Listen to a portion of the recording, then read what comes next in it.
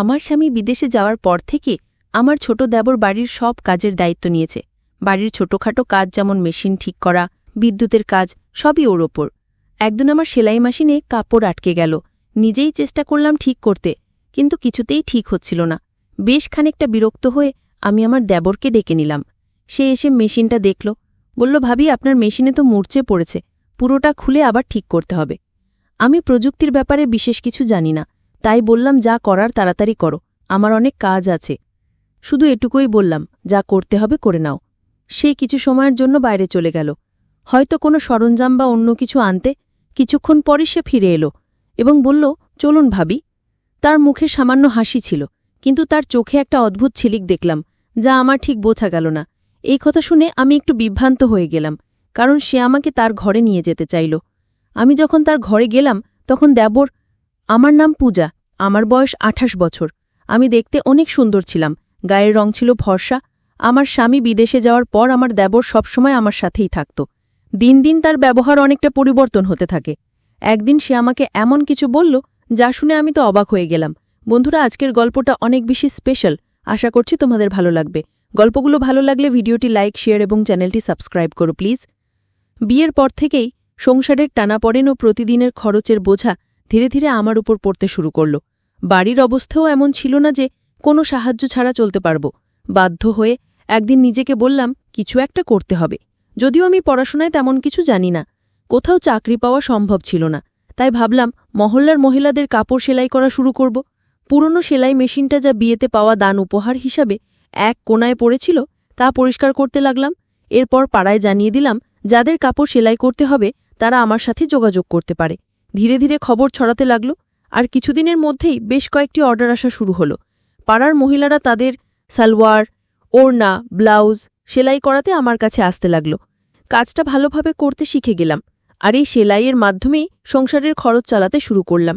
সেলাই করতে করতে প্রায়ই আমার বাড়িতে মহিলারা ভিড় করত, কারো মাপ নেওয়া, কারো ফিটিং ঠিক করা, কেউ আবার পুরনো কাপড় নতুন ফ্যাশনে সেলাই করাতে চাইত, আর কেউ কেউ শুধুই মন খুলে গল্প করতে আসত। ধীরে ধীরে এই সেলাইয়ের কাজের সাথে তাদের সঙ্গেও এক ধরনের সম্পর্ক গড়ে উঠল। তারা আমাকে তাদের মনের কথা বলত, সমস্যার কথা শেয়ার করত। এতে আমিও এক ধরনের সান্ত্বনা পেতাম। একটা উদ্দেশ্য খুঁজে পেলাম, দিনভর ব্যস্ত থাকার, নিজের কষ্ট ভুলে থাকার। সেলাইয়ের কাজ বাড়তে লাগল। এক মহিলা কাপড় দিতে আসলে আরেকজন নিতে চলে আসত। আমার নিজের সন্তান ছিল না, তাই এই কাজের জন্য বাড়িটা সবসময় মহিলাদের হাসিতে ভরে থাকত। ওদের হাসিরটার গল্পে আমার বাড়িতে যেন নতুন করে জীবনের প্রাণচাঞ্চল্য ফিরে এলো। কাজের সাথে সামান্য আয়ও হচ্ছিল, যে আমার জন্য এক প্রকার স্বস্তি নিয়ে এলো। কিছু মাসের মধ্যেই আমার সেলাইয়ের দক্ষতার কথা আশেপাশের এলাকাতেও ছড়িয়ে পড়ল।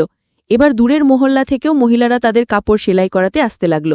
কাজের চাপ এতটাই বেড়ে গেল যে একা সামলানো মুশকিল হয়ে পড়ল। প্রতিদিন ঘণ্টার পর ঘণ্টা মেশিনের সামনে বসে কাজ করতে করতে কাঁধ ব্যথা করতে শুরু করল, এমনকি আঙুলগুলোতেও ব্যথায় ফুলে যেত। শেষে পাড়ার কয়েকজন মেয়েকে সাহায্যের জন্য ডেকে নিলাম, যারা সেলাই শিখতে আগ্রহী বা কিছু আয় করতে চায়। আমি বললাম, তারা যেন নিজেদের সেলাই মেশিন নিয়ে এসে আমার সাথে কাজ করে। এর বিনিময়ে তারা সেলাই শিখবে এবং সামান্য পারিশ্রমিকও পাবে। কেউ কেউ সেলাই মেশিন প্রথমবার ধরেছিল। ধৈর্য ধরে তাদের কাপড় ঠিক করে বসানো, সুতো লাগানো এবং সোজা সেলাইয়ের কৌশল শেখাতাম। তাদের আশায় আমার কাজ অনেক হালকা হয়ে গেল। এখন বাড়িটা আরও প্রাণবন্ত লাগত। ওরা হাসত, গল্প করত, আর মাঝে মাঝে আমার সাহায্যে নতুন কিছু ডিজাইন শিখত। তাদের সাথে আত্মীয়তার মতো একটা সম্পর্ক গড়ে উঠেছিল। আমি তাদের সেলাই মেশিন চালানো শেখাচ্ছিলাম, আর ধীরে ধীরে কাজও দিতে শুরু করলাম। তবে নতুন বলে প্রায়ই ভুল করত। কখনো কখনো মেশিনে কাপড় আটকে যেত, কখনো সুতোর গিট ছিঁড়ে যেত বা আঙুল ফুটত। প্রতিদিনই মেশিনের সমস্যা হতো, আর ঠিক করাতে আমার অনেকটা সময় চলে যেত। একদিন তাদের মধ্যে এক মেয়ের মেশিন আবার নষ্ট হয়ে গেল। কাপড় মেশিনে আটকে গেল। আমি নিজে থেকে চেষ্টা করলাম ওর মেশিনটা ঠিক করতে, কিন্তু সফল হলাম না। বাধ্য হয়ে আমি তাকে বললাম, আজ তুমি মেশিনটা ঠিক করে নিয়ে এসো, আজ আর কাজ করতে হবে না। মেয়েটি চলে যেতে প্রস্তুত হচ্ছিল। তখনই আমার দেবর বাড়িতে দুপুরের খাবারের জন্য এলো। আমি রান্নাঘরে গিয়ে তার জন্য খাবার গরম করতে লাগলাম। জানালা দিয়ে তাকিয়ে দেখি আমার দেবর সেই মেয়েটির সঙ্গে কিছু কথা বলছে। আমার দেবর মেয়েটিকে জিজ্ঞাসা করল, তুমি এত তাড়াতাড়ি ছুটি নিয়ে বাড়ি যাচ্ছ কেন? মেয়েটি বলল, আমার সেলাই মেশিনে কাপড় আটকে গিয়েছে, তাই মেশিন নষ্ট হয়ে গেছে। ভাবি নিজেই ছুটি দিয়েছেন, কাল বাইরে থেকে ঠিক করিয়ে নিয়ে তারপরই কাজে আসব। মেয়েটির কথা শুনে আমার দেবর বলল, আরে বাইরে গিয়ে ঠিক করানোর কী দরকার, যখন বাড়িতেই লোক আছে। দেবরের কথা শুনে মেয়েটি থেমে গেল। সে বলল, তুমি যদি মেশিনটা ঠিক করে দাও তাহলে খুবই উপকার হবে। না হলে আমাকে বাবাকে বলেই বড় বাজারে পাঠাতে হবে, আর বাবাকে সাইকেলে মেশিন নিয়ে যেতে অনেক কষ্ট হবে। মেয়েটির কথা শুনে আমার দেবর মেশিনটা পরীক্ষা করতে লাগলো। বলল, তোমার মেশিনে তো মরচে ধরে গেছে, এটা পুরোপুরি আটকে গেছে, ভালোভাবে খুলে ঠিক করতে হবে।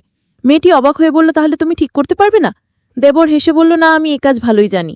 মেয়েটি খুশি হয়ে পাশে বসে পড়ল এবং বলল, আমার একটা সেলাইয়ের কাজ করতে হবে, তাড়াতাড়ি করে দাও প্লিজ। দেবর তখন বলল, মেশিনটা আমার ঘরে নিয়ে এসো, আমি ওখানেই ঠিক করব। মেয়েটি একটু দ্বিধায় পড়ে গেল। তখন দেবর বলল, আমার সব সরঞ্জাম ঘরেই আছে, তাই মেশিন ঠিকঠাক করার জন্য ওখানে নিয়ে যেতে হবে। দেবর বলল, আমি ঘরেই ঠিক করে দিচ্ছি। মেয়েটি মেশিন নিয়ে তার ঘরে গেল। আমি খাবার গরম করে বাইরে রাখলাম, কিন্তু অনেকক্ষণ কেটে গেলেও দেবর এবং সেই মেয়েটি ঘর থেকে বেরোচ্ছিল না। দুজনেই তরুণ, তাই চিন্তায় পড়ে গেলাম। কিছুক্ষণ অপেক্ষা করলাম, কারণ দেবরের ওপর সন্দেহ করতে চাইনি। তবু দীর্ঘ সময় পর ধৈর্য হারিয়ে অবশেষে দেবরের ঘরের দিকে যাওয়ার সিদ্ধান্ত নিলাম। ঠিক তখনই মেয়েটি সেলাই মেশিন নিয়ে বাইরে বেরিয়ে এসে বলল, ভাবি, মেশিন ঠিক হয়ে গেছে। ওর কথা শুনে আমারও স্বস্তি হলো এবং আমরা নিজেদের কাজে ফিরে গেলাম। কিন্তু আমি মনে মনে ভাবছিলাম, দেবর এতক্ষণ ঘরে কি করছিল। কিছুক্ষণ পরে দেবরও ঘর থেকে বেরিয়ে এসে বিছানায় বসে খাবার খেতে লাগলো। পাশের বাড়ির বিয়ের জন্য প্রচুর কাপড় সেলাইয়ের অর্ডার পেয়েছিলাম, আর সময় খুব কম ছিল বলে কিছুটা দুশ্চিন্তায় ছিলাম। কিন্তু দেবর দ্রুত মেয়েটির মেশিন ঠিক করে দেওয়ায় কাজ সহজ হয়ে গেল। খাওয়া শেষ করে দেবর মজা করে বলল, যার মেশিন নষ্ট হবে আমি আছি। আমি হেসে উঠলাম। এই সেলাই কাজ থেকে এখন বেশ ভালো আয় হচ্ছিল, তাই মনও বেশ ভালো ছিল। বিয়ের 9 বছর কেটে গেছে, আর স্বামী বিয়ের কিছুদিন পরেই বিদেশে কাজের জন্য চলে ছিল। প্রায় 3 বছর ধরে সে দুবাইতে আছে। 6 মাস বা বছরে একবার ফিরত। ছুটি পেলেই স্বামী বাড়িতে আসত, সপ্তাহখানেক থেকে আবার দুবাই ফিরে যেত। বাড়িতে শ্বশুর শাশুড়ি আর এক দেবর ছিল। শ্বশুর শাশুড়ি ছিলেন বয়স্ক এবং প্রায় অসুস্থ থাকতেন। দিনের বেশিরভাগ সময় নিজেদের ঘরেই থাকতেন। দেবর খুবই ভালো ছেলে ছিল। বয়স মাত্র 20 হলেও সে নিজেই একটি দোকান খুলেছিল, যেখানে মেশিন মেরামতের কাজ করত। আমি ওকে বলতাম, তুমি এখনো ছোট, পড়াশোনা করাটাই দরকার। কিন্তু সে বলতো, ভাবি, সংসার তো চালাতে হবে, কতদিন আর সব দায়িত্ব ভাইজের ওপর ফেলে রাখা যাবে। ভাই বিদেশে আছে, বাড়িটাও ভাড়ার, মা বাবা অসুস্থ, তাই আমাকে কাজ করতেই হবে। সাধারণত দেবর দিনের বেশিরভাগ সময় দোকানেই থাকত, তবে মাঝে মধ্যে বাড়িতেও আসতো আর আমি নিশ্চিন্তে থাকতাম। দেবর বাড়িতে এলে এখানে ওখানে ছোটখাট কাজগুলো করে দিত, আমার সাথে বসে অনেক গল্পও করত। মেয়েরা যেসব মেশিন নিয়ে আসতো তা প্রায় নষ্ট হয়ে যেত, আর আমি দেবরকে বললেই সে দ্রুত ঠিক করে দিত। একদিন আমি সেলাই করছিলাম, আবারও সেই মেয়েটির মেশিন নষ্ট হয়ে গেল। এতে আমার রাগ উঠে গেল। বললাম, তুমি এত বড় হলে, কতদিন ধরে তোমার সেলাই শেখাচ্ছি, অথচ এখনও কিছু শিখতে পারোনি। আমার রাগ দেখে মেয়েটি কেঁদে ফেলল।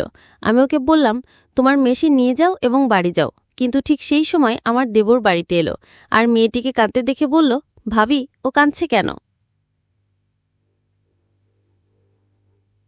দেবর আশেপাশে সব মেয়েদের চিনত, তাই ওদের ব্যাপারে খোঁজ খবর নিত। আমি বিরক্ত হয়ে বললাম, এই মেয়েটি আমাকে খুবই বিরক্ত করছে, মনে হচ্ছে ওকে কাজ থেকে বাদই দিয়ে দিই। ইচ্ছে করেই মেশিন নষ্ট করে ফেলে। আমার কথা শুনে দেবর হেসে ফেলল। আমি রাগের মধ্যে ছিলাম, তাই ওকে একটু বকাও দিলাম। দেবর বলল, ভাবি, এর কোনো দোষ নেই, আজকালকার মেশিনগুলোই এমন সহজে খারাপ হয়ে যায়। পুরনো দিনের মেশিন কিনলে তার অনেক বছর পর্যন্ত কোনো সমস্যা হতো না। এখন তো সবকিছুই লোকাল মানের। দেবরের কথা শুনে আমি ওর দিকে তাকালাম। সে তখন পকেট থেকে মোবাইল বের করে বলল, ভাবি, দাদার কল এসেছে, আপনি কথা বলুন, আপনার রাগও মিটে যাবে। স্বামীর কথা শুনে আমি হেসে ফেললাম। দেবর খুবই দুষ্টু ছিল, মাঝে মাঝেই আমাকে মজা করত। আসলে কয়েকদিন ধরে আমার স্বামীর সাথে কথাই হয়নি, হয়তো কাজের জন্য ব্যস্ত ছিল। প্রায় প্রতিদিনই দেবরকে বলতাম, দাদার সাথে একটা কল লাগিয়ে দাও, কিন্তু সে প্রতিবারই বলতো, ভাবি, আজ মোবাইলে টাকা নেই, কাল কথা বলিয়ে দেব। তবে বেশ কিছুদিন পার হয়ে গেলেও সে কলটা করে দেয়নি। হয়তো সত্যি ওর মোবাইলে টাকা ছিল না, কিন্তু আজ দেবর আমাকে মোবাইলটা ধরিয়ে দিতেই সবকিছু ভুলে গেলাম। মোবাইল হাতে নিয়ে নিজের ঘরে গিয়ে স্বামীর সঙ্গে কথা বলতে শুরু করলাম। বহুদিন ধরেই কথা হচ্ছিল না, তাই অনেক প্রয়োজনীয় কথা বলার ছিল। প্রায় 15 মিনিট পর কথা শেষ করে যখন কল কাটতে যাচ্ছিলাম, তখন স্বামী বললেন, মা বাবার সাথেও একটু কথা বলিয়ে দাও। আমি মোবাইলটি নিয়ে শ্বশুর শাশুড়ির ঘরে গিয়ে আমার স্বামীর সঙ্গে কথা বলে। তারা বেশ খুশি হলেন। সেখান থেকে বেরিয়ে এসে দেখলাম দেবর বাইরে নেই। এক মেয়ে বলল, ও এখনও তানিয়ার মেশিন ঠিক করছে, আর ওর ঘরের দিকেও ইশারা করল। আমি কিছুটা অবাক হলাম, কারণ এতক্ষণ ধরে ওরা ঘরের ভেতরেই ছিল। ঠিক তখন মনে পড়ল, আমি এখনও দেবরের জন্য খাবার গরম করিনি। নিজের মাথায় হাত ঠেকালাম। স্বামীর সঙ্গে কথা বলার ফাঁকে দেবরের খাবার দেওয়ার কথাই ভুলে গিয়েছিলাম। দেবর যখন বাইরে এলো, তখন আমি বললাম, তুমি বসো, আমি তোমার জন্য খাবার গরম করে আনি। কিন্তু দেবর বলল, না ভাবি আমার পেট ভরে যাচ্ছে, আজ খাবো না। হেসে সে বাইরে চলে গেল, আর আমি একটু অবাক হয়ে মেশিনের পাশে বসে ভাবতে লাগলাম, আসলে ও কোথায় গিয়ে পেট ভরালো। সেদিন আমি কাজের মাঝে হঠাৎ একপাশে দেখলাম আমার তানিয়া কিছু মেয়ের সাথে ধীরে ধীরে কথা বলছে। তার মুখে এক ধরনের আনন্দ ঝলকাচ্ছিল, যেন সে আনন্দে মেতে আছে। তার মুখে এক অদ্ভুত লালচে আভা ফুটে উঠেছিল, যা দেখে আমার মধ্যে হালকা অভিমান তৈরি হলো। আমি এগিয়ে গিয়ে প্রশ্ন করলাম, তানিয়া, তোমার মেশিন ঠিক হয়ে গেছে? সে তাড়াতাড়ি মাথা নাড়ল। আমি তাকে বললাম, তাহলে এবার কাজটা ঠিকঠাক করো। আমার কথা শুনে সবাই নিজেদের কাজে মন দিল। কাজ করতে করতে আমি আমার স্বামীর কথা ভাবতে লাগলাম। বহুদিন ধরে আমি চাইছিলাম সে যেন কিছুদিন বাড়িতে থাকে। আমার মন খুব চেয়েছিল তাকে বাড়িতে দেখতে, কিন্তু সে বলতো যদি বাড়িতে আসি তাহলে বেশ কিছু খরচ হবে, তাই কিছুদিন না আসেই ভালো। আমি জানতাম সে আমাদের ভবিষ্যতের জন্য প্রতিটি টাকার হিসাব করছে, যাতে আমাদের ভবিষ্যৎ আরও ভালো হয়, কিন্তু তবু তার দূরত্ব আমাকে কষ্ট দিচ্ছিল। মনে মনে ভাবতাম, সে যদি প্রতিদিন বাড়ি ফিরতো, আমার সাথে থাকতো, তাহলে কেমন হতো। আমি চাইতাম সে বাড়ি ফিরুক, হয়তো কমাই হবে, কিন্তু সে পাশে থাকলে সবকিছু সহজ হতো। তাই আমি চুপচাপ সেলাইয়ের কাজে মন দিতাম। সেলাই করার মাধ্যমে কিছু আয় করতে পারছিলাম, যা